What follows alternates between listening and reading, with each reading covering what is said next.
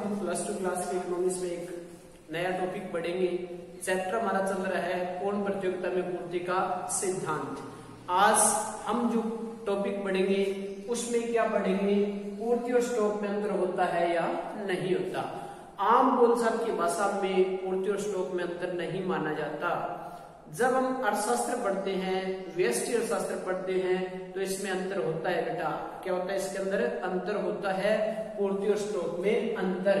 वो अंतर हम एक उदाहरण की सहायता से समझेंगे कि अंतर क्या होता है। सबसे पहले मैं आपको बताऊंगा स्टॉक क्या है।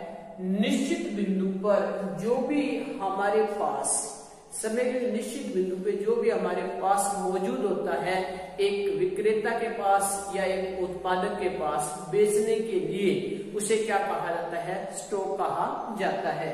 उसे क्या कहा जाता है? स्टॉक। और पूर्ति क्या है? स्टॉक का एक भाग होती है। पूर्ति क्या है? स्टॉक का एक भाग है जिसे एक विक्रेता या एक उत्पादक निश्चित कीमत पर बेचने के लिए तैयार होता है, उसे तो उसकी पूर्ति कहा जाता है।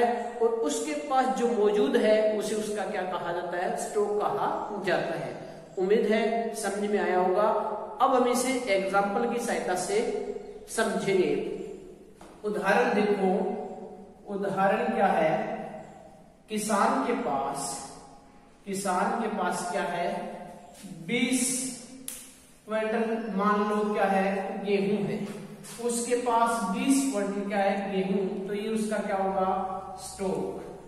अब इस गेहूं को 500 रुपए प्रति क्विंटल क्या करता है? बेचना चाहता है। और वो कितना? 7 क्विंटल क्या करना चाहता है? बेचना चाहता है। तो ये देखो, ये जो 7 क्विंटल है ये क्या है? उसकी पूर्ति। और उसके पास टोटल कितना है? 20 क्विंटल। ये उसका क्या होगा? स्टॉक। अब हमने क्या सीखा कि स्टॉक उसके पास कितना है? 20 क्विंटल। और इसका भाग कितना? 7 क्विंटल क्या करना चाहता है? वो बेचना चाहता है। तो ये क्या होगी? पूर्ति। और कीमत भी क्या रहेगी? निश्चित। निश्चित कीमत पर विक्रेता जितनी इकाई बेचने के लिए तैयार है उसे तो पूर्ति कहा जाता है। और जितनी इकाई उसके पास मौजूद है वो क्या होता है? स्टॉक। अब हमने सीखा स्टॉक और पूर्ति में क्या होता है बेटा? अंतर होता है। स्टॉक और पूर्ति में क्या होता है? अंतर। एक हमारे से ये भी क्वेश्चन पूछा जाता है ट्रू फॉल्स में कई बार कि स्टॉक और पूर्ति में अंतर होता है या नहीं। तो हम इसका आंसर देंगे अंतर होता है। दूसरा क्वेश्चन पूछा जाता है क्या पूर्ति स्टॉक से अधिक हो सकती है? तो इसका जवाब हम नहीं में देंगे। पूर्ति क्या है? स्टॉक के इक्वल हो सकती है, उससे ज्यादा नहीं हो सकती। पूर्ति स्टॉक से ज्यादा नहीं हो सकती, उसके इक्वल हो सकता है। एग्जाम्पल हमारा ये था 7 से लेकर के 20 क्विंटल तक पूर्ति की जा सकती है, पर 20 से ज्यादा क्या नहीं की जा सकती बेटा? पूर्ति नहीं की जा सकती। अब हम पढ़ेंगे पूर्ति के नियम के अपवाद। क्या पढ़ेंगे बेटा? पूर्ति के नियम के अपवाद।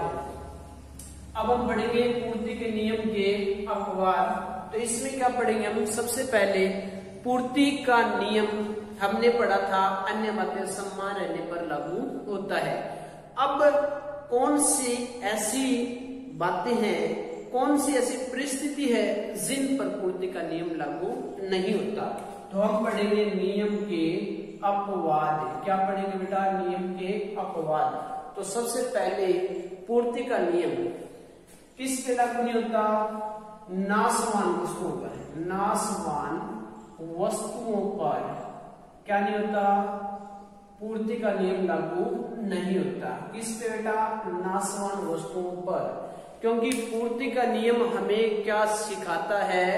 अन्य बातें समान रहने पर जैसे जैसे किसी वस्तु की अपनी कीमत बढ़ती है तो उस वस्तु की क्या बेटा? सप्लाई बढ़ती है। पर कई बार ऐसी बात भी होती है जिसमें हमें कम कीमत पर भी वस्तु को बेचना पड़ता है, उसकी सप्लाई करनी पड़ती है। उन वस्तुओं में मुख्यतः सब्जियों, फलों आदि को क्या किया जाता है, शामिल किया जाता है। तो पहला नियम का अपवाद क्या होगा, नाशवान वस्तुओं पर पूर्ति का नियम लागू नहीं होता। किस पे, नाशवान वस्तुओं में। और नाशवान वस्तुओं में क्या शामिल है, सब्जी, अंडे आदि। अब दूसरा इसका देखो, दूसरा इसका क्या है, प्रतिष्ठा सूचक वस्तुओं पर, प्रतिष्ठा सूचक वस्तुओं पर, जिससे क्या समाज में हमारी एक अलग पहचान होती है, उन वस्तुओं पर भी पूर्ति का नियम लागू नहीं होता।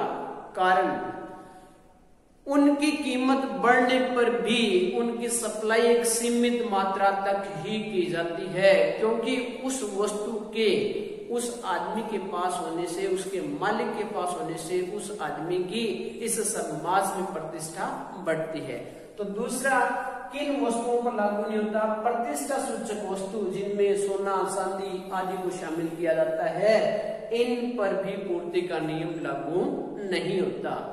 तीसरा हमारा जो पूर्ति के नियम का लागू न होने का जो पॉइंट है, अपवाद है, वो क्या है, प्राकृतिक आधारित वस्तुओं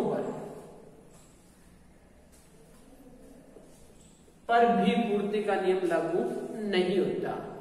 उदाहरण इसमें हम क्या पढ़ेंगे, जो कृषि उत्पाद है, जो प्राकृतिक संसाधनों से, जमीन से, धरती से हम जो कृषि उत्पाद उत्पन्न करते हैं, कई बार बाढ़, भूकंप आदि आने के कारण उनकी सप्लाई कम हो जाती है। मार्केट में बहुत ज्यादा कीमत होने पर भी हम जितना उत्पादन होता है उतने तक ही सप्लाई कर सकते हैं, उससे ज्यादा सप्लाई नहीं कर सकते। तो कृषि आधारित जो हमारी फसलें होती है, जो भी हमारा उत्पादन होता है, उन पर भी पूर्ति का नियम लागू नहीं होता। उम्मीद आपको समझ में आया होगा।